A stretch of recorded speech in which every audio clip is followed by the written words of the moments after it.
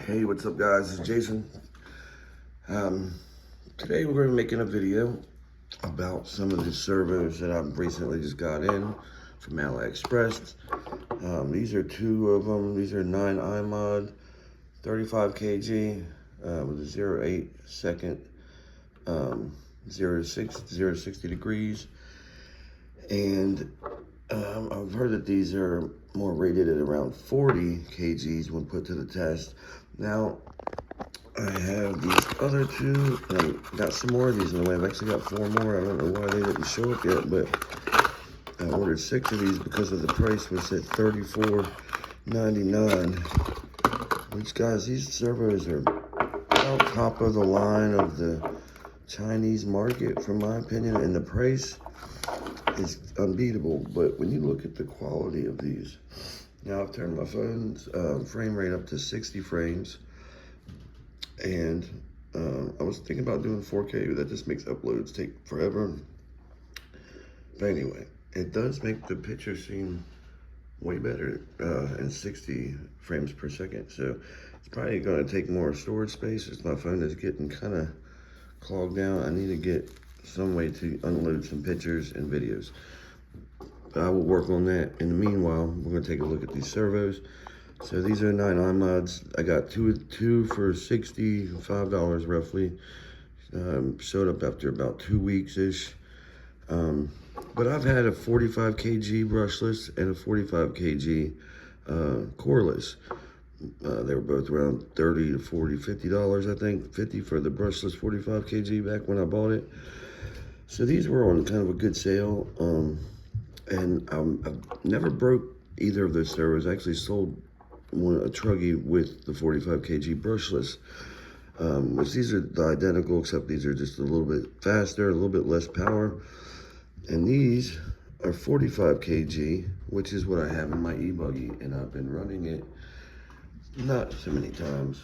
All right, sorry guys, I had a little interruption there, but I was pretty sure I was going over these, which are 45 kg, 0 to 10, or 0.10, 0 to 60 transit time. So I found that anything from, '07, I've had some '07 060s, which have seemed like '08 and '07 pretty close, pretty fast. Now 010 is about, I don't know, maybe you could speed it up with Expo. I'm not sure. I haven't really ever used Expo. That's something I'm going to try to look into some. But anyway, these servos have been amazing for me. I've ran this particular servo and this electric buggy at least 10 times. And it's done great. I have had, it feels really good. It doesn't really have any issue. Now also looking at them, they look high quality. They don't look like cheap servos. So getting this for under 40 bucks is just pretty incredible to me. I know some people like to get their stuff from America, so you got the warranty and all this and that. These guys, I guess they're, disposable. If they break, great, because I'm not going to be sending them back trying to get them replaced, but $80. Now you go look at a comparable servo that gives off similar specs, like the ProTech 170. Now that's talking top of the line, and it will be better. And now I've looked at some things. Now these have potentiometers. I think, no, not these. I was looking because I was asking Google AI some questions, just about servos and why, what seemed like a very high quality servo to me would be so much significantly cheaper than say a ProTech that gives off similar specs. And these obviously don't have the durability, the known durability and, of ProTech, and don't have the customer service support. But at the same time, look at them, guys. They look super high quality to me. And I'm going to open up both tops of the gear cases. These came with red and tacky in them. These had a clear grease that you couldn't really see. I went ahead and wiped the grease from one of them and put red and tacky in it, and we're going to see kind of which one does better. I've also heard red and tacky might be a little thick for racing type applications to kind of slow your gears down. Actually, it might slow down. I'm not concerned about that. I'd rather just have the gears coated and not have them fail. Now, these are a smaller servo. This is like a Savox type size, like, you know, for standard issue Savox servo. The brushless ones, they're like 140 bucks or whatever they are. These are a little taller. But they're still very similar. And they're very affordable, and they look high quality, and so I like them. And I'm sure some people might have their opinions about, you know, wanting to use American servos, but guys, all your servos are made in Asia. It's just companies will have a manufacturer over there create a servo you know, this is all based off of what I saw on AI, which scours the internet for all the information they can find.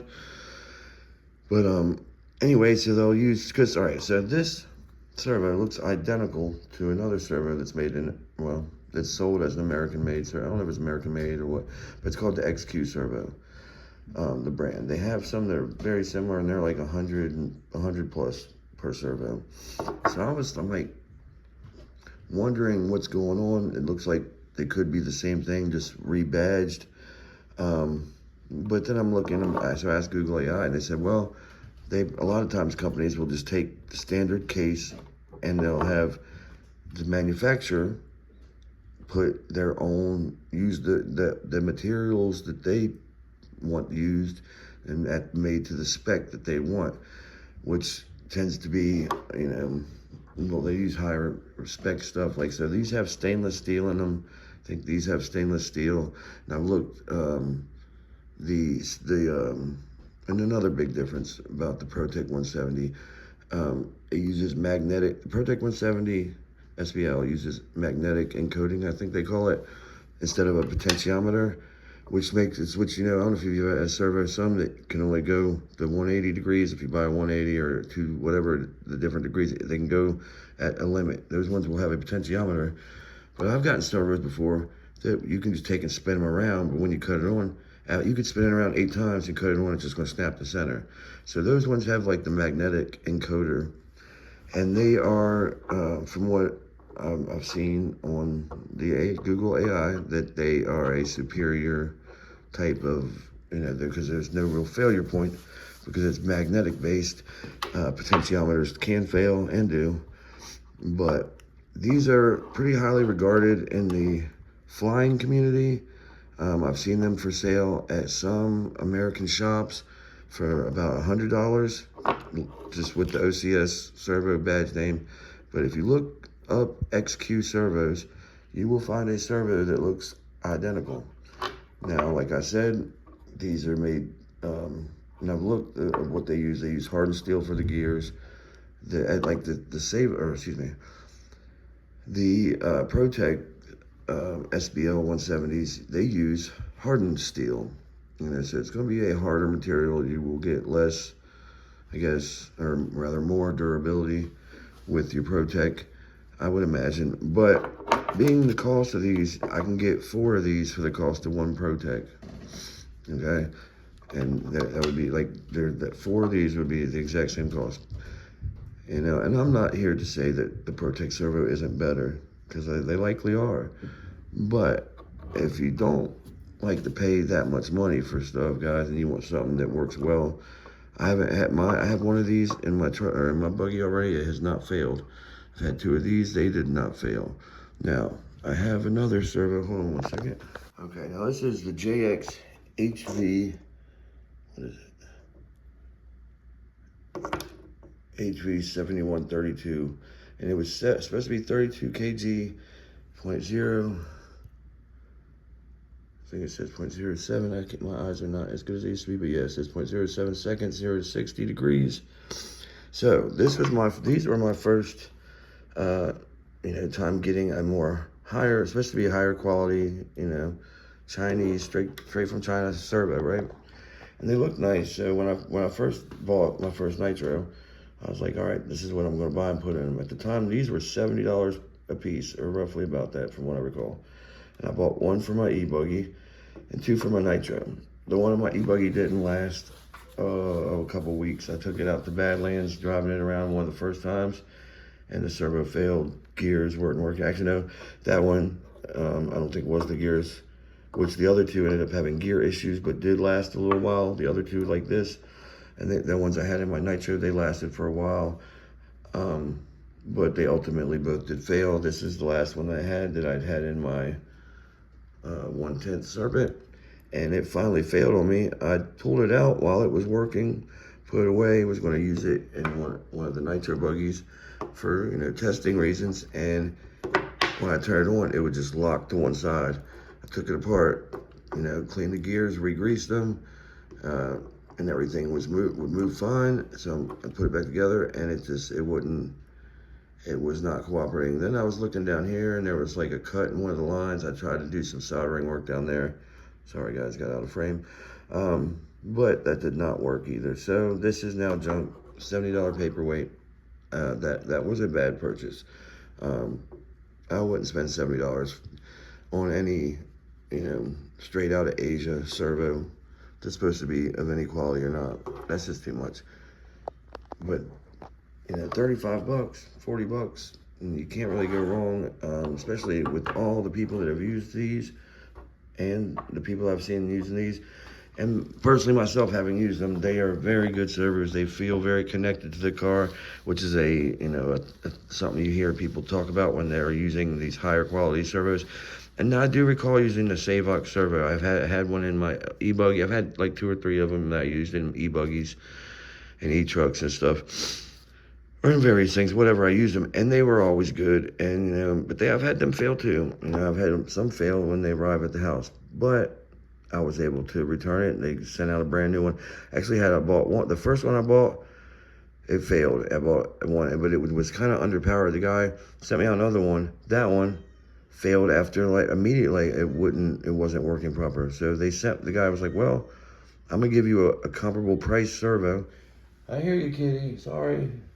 We got a cat that's trying to get in the house all the time now, but I'm not letting him in. I've already got 3 cats. Anyway, kind of forgot where I was at, but so I cannot remember what I was saying. But I would never pay $70 for one of these again, because, you know, 35 bucks for that. Now the other two, they're the other brand that I like very much. It's called JX or GX servo, or they call them Yipin. I think it might be pronounced. It's spelled like YIPIN, and they're pretty good. And I have them in the Chuggy here, and one is an 80 kg, which is going to be overpowered, and the other is the 70 AK70, it's called, and it's going to be kind of overpowering, right?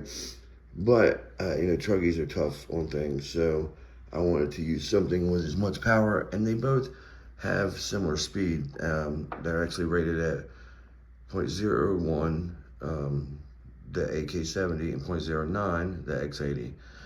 So pretty similar. I've noticed they're not quite as fast as these, these are rated at 0.010, but they do seem a little faster.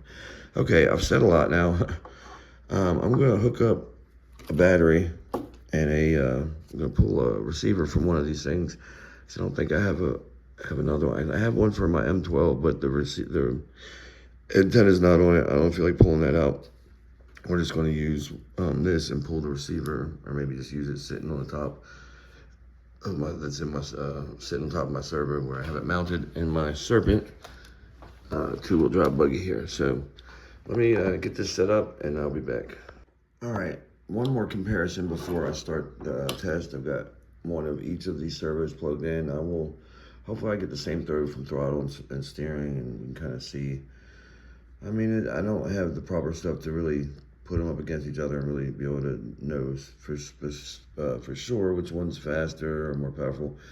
But we're going to just kind of look at them and see what we got. But I did want to mention this. So this servo does cost more. It's always more. They really don't let it get much under $40. Shipping will be pretty cheap, because you're getting it from these Asian places that don't really charge a lot for their shipping. It'd be a couple dollars, and there was no duty on imports. So this one comes very basic. It comes in this bag with a little plastic bag of servo horns. It does not have a metal horn. Does not have. There may be a screw in there. They have one regular screw to hold on a servo horn, but These have a round one, the 4-way, a 6-way. It's got some little grommets. It's got some long metal screws. Maybe those could be used for airplanes. This seems like this pack would more suit someone using an airplane, or the OCServo or the servos for an airplane. Okay, so this is all that this comes with, which is, I feel like, keeping the price as cheap as it can be while being able to give us a servo of this quality. Now, not that I believe these are much less quality, but I do feel a little better about these. So this one comes in a box, which ain't all fancy, you know. Then you got, well, I'll get to there in a second, but anyway, it comes with a nicer metal servo arm, which is gonna, you know, that's gonna have to be paid for. So for them to sell these cheaper and make as much money off if they would this, you know, this has got to have cheaper stuff in it. It's just the way it's got to be. So, because this has, you know, 2 metal servo pieces. This round one here, and then a regular standard arm with the clamping back. It's got 2 screws for the clamping back. It's also got a very strong looking, durable looking short servo arm for, you know, for steering. So these ones, well, at least the pieces that come with it are more geared for an RC car, it appears. But so anyway, that's something, you know, that I look at. I'm thinking, okay, well, the cost of these, that's going to factor in. That would cost more than this little bag of all plastic pieces.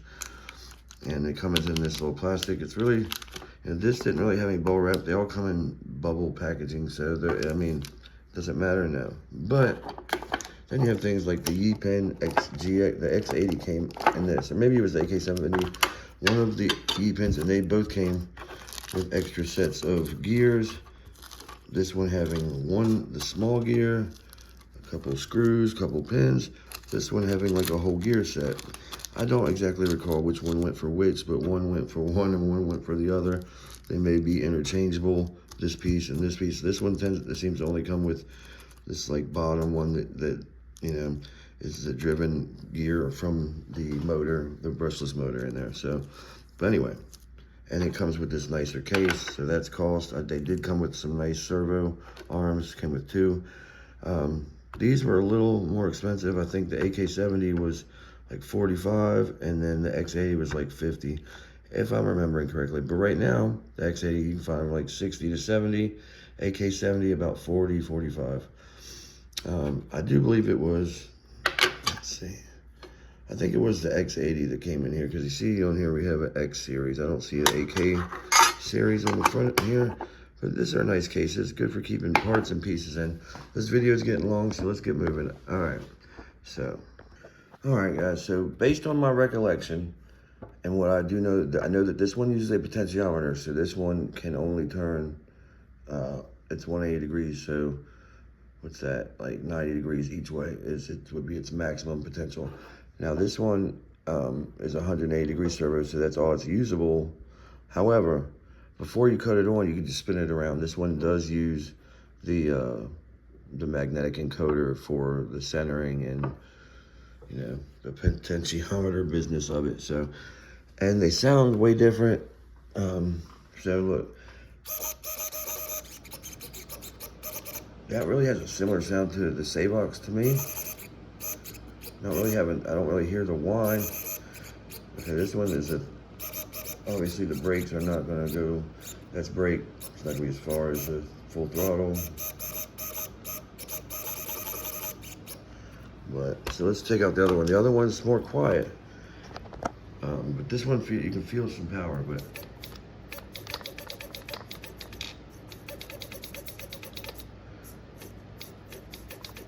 So, I don't know, though. I do know I like the 45 kg version of these. Now, I know these are rated, people have tested them to 40 kg, running on, you know, 7.4 to 8.4. But the cordless one, I do not like it because it's so quiet and it's so fast. And it's just like, it's like you don't hear it. It's like you can't really feel it when you're driving with it. It just feels like there's no power behind it because you don't hear it. It was really weird. I first wrote, it was a 45 kg cordless model, not brushless. The brushless one Felt very different, felt very powerful. Now this one does kind of feel more like the, just sitting here static. Well, doesn't quite feel like the cordless one.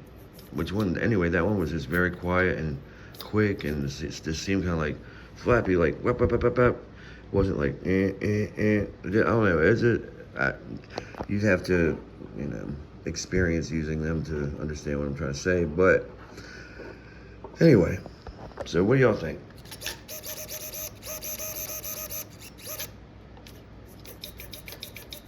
This one is supposed to be a little bit quicker. It's not as noisy. I'm gonna go ahead and put two of these in one of these nitro buggies and put 2 in the other. So I will have something to compare how they run in the buggies. But all right, guys, thanks for taking a look. Once again, I appreciate you guys watching my videos and y'all to comment. I really appreciate it. Hopefully we can grow this community a little bigger. If you guys got any questions, comments, please leave them. And I got a comment today that I really appreciate. So you know who you are if you're watching. So thank you for that, man. And I'll see y'all in the future. I might be racing this weekend. I don't know, the weather's supposed to be good. They're racing at Turn and Burn Saturday. I'm not sure that I'm going to be able to make it. And they're also opening a track in Galax, Virginia, which is like an hour and 5 minutes for me. It's a 10 scale indoor clay track. So that's interesting. Check them out. I can't remember their name. I will try to put it in the description if I think of it or see it before I upload this. But we're getting to 22 minutes now, guys. So I got to go. I will see y'all in the next one. Later.